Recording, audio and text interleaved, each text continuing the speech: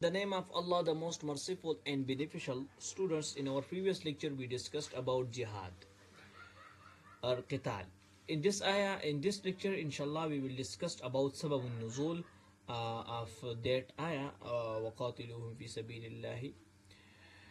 Uh, there are two riwayah about the sabab nuzul of that ayah. الرواية الأول روى أن الرسول صلى الله عليه وسلم لما صد عن البيت الحبيت ونحر هديه بالحدیبیہ. دیکھو جب حضور پاک صلی اللہ علیہ وسلم عمرے کے لیے حج کے لیے جا رہے تھے اور حدیبیہ کے مقام پر روکا گیا مشرکین نے، تو پھر یہ ہوا کہ اب چونکہ وہ لوگ کل الاعلان کلی طور پر حضور پاک صلی اللہ علیہ وسلم سے دشمنی پر اتر گئے تھے اور ایک ایسے بندے کو رکوا رہے ہیں جو اس وطن کا مطلب اس وطن کا شہری تھا اور اس وطن میں پیدا بھی ہوا تھا اور اس وطن کو اس کے ساتھ بہت اٹیچمنٹ تھی. ایسے لوگ بھی تھے، صرف حضور وسلم کی بات نہیں کر رہا. مکے میں جتنے لوگوں کو نکالا گیا تھا وہ سارے مکے کے پیچھے بہت خپا تھے اور اس کے لیے حضور وسلم خود جاتے وقت پیچھے دیکھ کر رو رہے ہیں کہ وطن کے پیچھے مجھے اپنے وطن سے ان لوگوں نے نکال دیا، اور صرف اس وجہ سے کہ وہ اس نئے دین کی پرچار کر رہے تھے. تو جب حضور وسلم کو اس وطن سے نکالا گیا اور وہ پھر واپس ایز اے حاجی بن کے آتے تھے اور وہاں پر صرف حج کر کے واپس جانا تھا، ان لوگوں نے منع کیا. تو وہاں پر یہ آیت نازل ہوئی وَقَاتِلُوا فِي سَبِيلِ اللَّهِ الَّذِي. تو پھر قتل کرے، کیونکہ یہ لوگ تو دشمنی پہ آڑے ہوئے، یہ لوگ تو اب سے اب قتل اب جو صبر کا پیمانہ تھا وہ لبریز ہو گیا. تو جنگ بدر اس وقت میں پھر پیش آئی. اس کے بعد دوسری بات ثانیاً وہ دوسری بات یہ ہے جس میں حضور صلی اللہ علیہ وسلم کیا کہتے ہیں کہ ان المشرکین قالوا النبی صلی اللہ علیہ وسلم ان نحیت عن قتالنا فی الشهر الحرام. نعم مراد. ہاں، مشرکین مکہ نے دیکھا کہ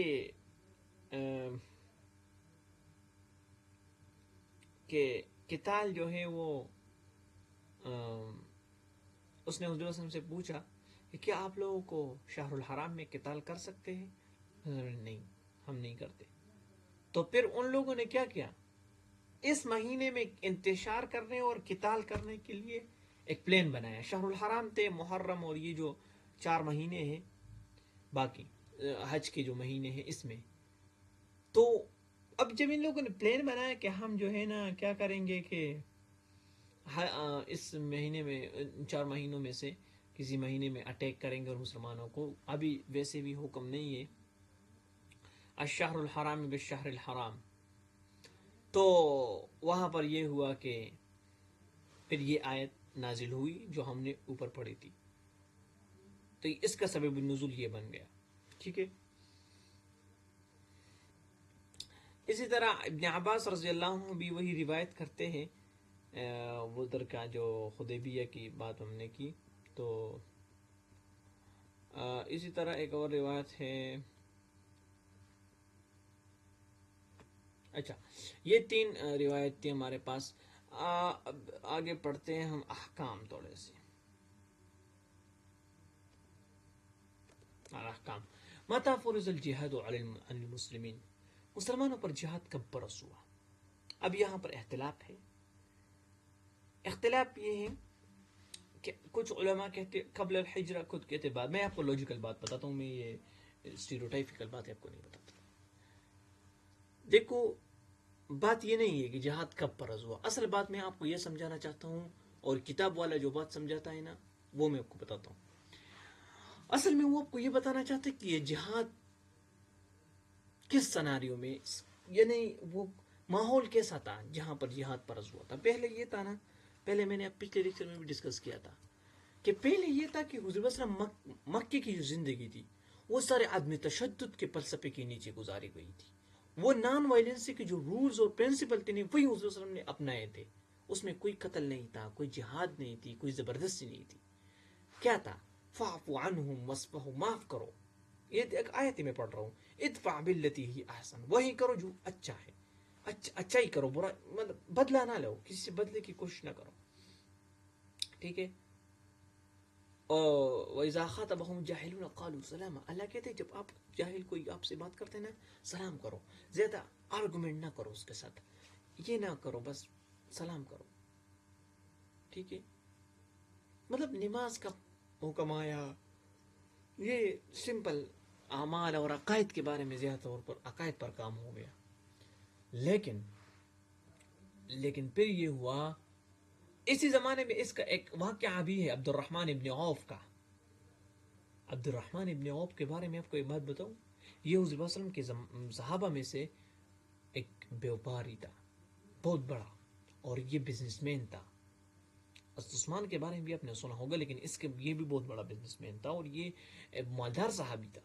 خود حضور صلی اللہ علیہ وسلم سے کہتے دیکھو ایک بندہ جو کہ بہت بڑا بزنس مین ہے اور ایک عزت رکھتا ہے, وہ آتا ہے حضور صلی اللہ علیہ وسلم کے سامنے کہتے کہ یا رسول اللہ كنا في العز ونحن مشركون فلما امنا صرنا اذلا, کہ جب ہم مشرکین تھے تو ہماری بڑی عزت ہوا کرتی تھی, کسی مجلس میں جاتے تو سارے لوگ کھڑے ہو جاتے تھے, پیسہ بھی تھا, عزت بھی تھی, سب کچھ تھا. لیکن جب سے مسلمان ہوا ہوں تو ذلت ہماری مقدر بن گئی ہے. یہ اس زمانے کی بات ہے جہاں پر عدم تشدد کا فلسفے حضور صلی اللہ علیہ وسلم اس پر چل رہے تھے. ابھی تک جہاد کا حکم نہیں تھا کہ مجھے انی امرت بالعفو, مجھے عفو کے بارے میں بات, مجھے کہا گیا کہ آپ عفو کریں, مجھے عفو کا حکم دیا گیا ہے. ولا تقاتلوا, تو کس سے لڑے نہیں. ٹھیک ہے, فلما حولہ اللہ المدینہ, جب یہ لوگ مدینہ آ گئے, امر بالقتال, تو پھر قتال کا حکم ہو گیا, قتال کا حکم آ گیا. تو دیکھو عبد الرحمن ابن عوف آتے ہیں حضور پاک صلی اللہ علیہ وسلم کو کہتے ہیں کہ یا رسول اللہ جب ہم مشرکین تو بڑی عزت ہوا کرتی تھی, اب مسلمان ہوئے تو یہ ذلت ہے, کہاں پر جاتے تو پتھر بچے مارتے, لڑکے ہمارے پیچھے تھے. حضور صلی اللہ علیہ وسلم نے کہاں کسی سے لڑے نہیں. تو پھر اس کے بعد جہاد کا حکم آ گیا. کب یہ مشرکین جو ہے نا ان لوگوں نے صبر کا پیمانہ لبریز کیا ہے, اور یہ مخالفت سے نظریاتی اور عقیدے کے اختلاف کو ان لوگوں نے خود پر سوار کیا ہے, تو بات تلوار تک آ پہنچی. تو یہ جو تلوار جہاد کی نکلی تھی نا, یہ صحیح نیت پر نکلی تھی, لیکن آج تک یہ تلوار حضور پاک صلی اللہ علیہ وسلم اور صحابہ جو تھے اس کے بعد کسی نے صحیح طریقے سے استعمال نہیں کیا, بلکہ استحصال کے لیے اور وسائل پر قبضہ کرنے کے لیے اور لوگوں کو ڈرانے کے لیے جہاد کا لفظ استعمال کیا گیا ہے. لوگوں کے گھر اجھاڑنے کے لیے جہاد کا لفظ استعمال کیا ہے. تو وہاں پر یہ چیز میں اس کو جسٹیفائی کر سکتا ہوں کہ حضور پاک صلی اللہ علیہ وسلم نے تو ایک منظم طریقے سے جو سسٹم بنایا تھا وہ لوگ, اور پھر جو مخالفین و حریف تھے ان لوگوں نے نظریاتی حد تک یہ بات نہیں چھوڑا, بلکہ وہ لوگ تو دشمنی پر آڑے, اور وہ لوگ تو راستے بند کرنے لگے, وہ لوگ تو اس طرح دشمن بن گئے کہ گویا حضور پاک صلی اللہ علیہ وسلم نے ان کی کوئی نعوذ باللہ قتل کی ہے. وہ تو نظریاتی اختلاف تھا, عقیدے کی اختلاف تھی, اس کو تو وہاں پر تک چھوڑنا چاہیے تھا. لیکن یہ تلوار جب نکل گئی تو پھر حضور صلی اللہ علیہ وسلم نے کیا کیا, وہ باہر نہیں نکالی, وہ ان کو چھوڑا نہیں. پھر کہاں کے جہاں پر بھی یہ انتشاری لوگ آپ کو ملے ان کو ختم کرو, بدمنی والے ان کو ختم کرو.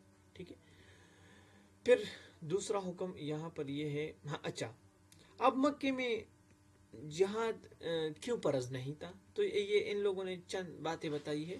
ان المسلمین کانوا فی مکہ قلۃ, مسلمان کم تھے, جب کم لوگ ہیں تو پھر جہاد کیوں کریں, وہ مشرکین زیادہ تھے, آپ کم ہیں تو جہاد کیوں کریں. ٹھیک ہے, تو خود کو دیکھنا چاہیے, اپنی طاقت کو بھی دیکھنی چاہیے. کانت الغایۃ تدریب النفوس المؤمنہ علی الصبر, صبر کا ان کی ٹریننگ شروع تھی, ان کو صبر اور تحمل کے وہ دیا جاتا تھا, کیا کہتے ہیں کہ وہ ان کو ٹرین کیا جاتا تھا مسلمانوں کو, تاکہ وہ میدان جنگ میں صبر و تحمل سے کام لے. ٹھیک ہے, 3 نمبر البیعۃ العربیہ کانت بیعۃ النحو ونجد, اس عربی بیع میں جہاں پہ حضور پاک صلی اللہ علیہ وسلم کے ساتھ ارد کون تھے, یا تو مسلمان, یا تو فقراء تھے, غریب لوگ تھے, مطلب وہ جو امیر تھے وہ تو اتنی جلدی اسلام انہوں نے قبول نہیں کیا تھا, اور یہ بزرگ تھے تو اس کے ساتھ حضور صلی اللہ علیہ وسلم کس طرح ان لوگوں کو لے کر جہاد کرے گا امیروں کے خلاف، اور وہ لوگ جو جمعیت کے ساتھ تھے، قریش جن کو کہتے تھے کہ وہ طاقت تھی اس وقت، تو یہ مشرکین سارے تو مل کر آئیں گے تو پھر کیا ہوگا؟ تو اس وجہ سے جہاد فرض نہ تھا. اس طرح اور بھی چیزیں تھی، لیکن ہم یہ کہیں گے کہ حضور پاک صلی اللہ علیہ وسلم کو اس زمانے میں عدم تشدد کا درس دیا گیا تھا. الحکم الثانی ما هي الآیات التي فيه تشریع القتال. جس آیت میں تشریع القتال فرض ہے تو اس میں اختلاف ہے علماء کا، لیکن میں آپ کو یہ بتاؤں گا کہ یہ جو ہم نے پڑھی وقاتلوا فی سبیل اللہ الذین یقاتلونکم، یہ اسی آیت میں قتال کا فرضیت ہے، اور یہ ربیع عن انس کا قول ہے. اس میں کچھ ابو بکر رضی اللہ عنہ، ابن عباس، سعید بن جبیر کا قول یہ ہے کہ اذن الذین یقاتلونہم بانہم ظلموا. یہ بھی قرآن کی سورۃ حج آیت ہے کہ اسی آیت میں کیا ہے کہ قتال کا ذکر ہے. لیکن ابو بکر کہتے ہیں کہ یہ ایک مفسر ہے، کہتے ہیں کہ صحیح یہ ہے کہ آیت حج جو ہے، ٹھیک ہے، جو اذن الذین یقاتلون، یہ آیت جو ہے یہ فرضیت نہیں ہے، یہ صرف اذن ہے. اذن کہتے ہیں کہ آپ کسی چیز کو الاؤ کرتے ہیں، ایک فرضیت ہے، آپ کمپلسری بناتے ہیں، اور اذن میں کسی چیز کو الاؤ کرتے ہیں. دیکھو لفظ اذن کا استعمال ہوا ہے، تو لفظ اذن کا مطلب یہ ہے کہ اب الاؤ ہو گیا، کرے تو ٹھیک ہے. پھر یہ ہے کہ فرضیت آ گئی کہ اب جہاد آپ پر فرض ہے. فرض کب ہے؟ جب وہ لوگ آپ تلوار لے کر آپ کے سر پر کھڑے ہو جائے تو آپ ڈیفینس میں جا کر اس کو کیا کر سکتے ہیں؟ مار سکتے ہیں. حل یباح القتال فی الحرم، یہ بات ہے کہ کیا حرم میں قتال جائز ہے، حرم مکی میں اور حرم مدنی میں. ولا تقاتلوا عند المسجد الحرام حتى يقاتلون، جب تک وہ آپ پروار نہ کرے نا تو آپ نے حرم کے اندر قتال نہیں کرنی ہے، حرم کے اندر آپ نے قتال نہیں کرنی ہے. ٹھیک ہے، یہ بات واضح رہے. So this was our discussion about Qital. Hope you learned many things. If you have any question, any query, you can ask in the comment section. Thank you for watching. See you in next lecture.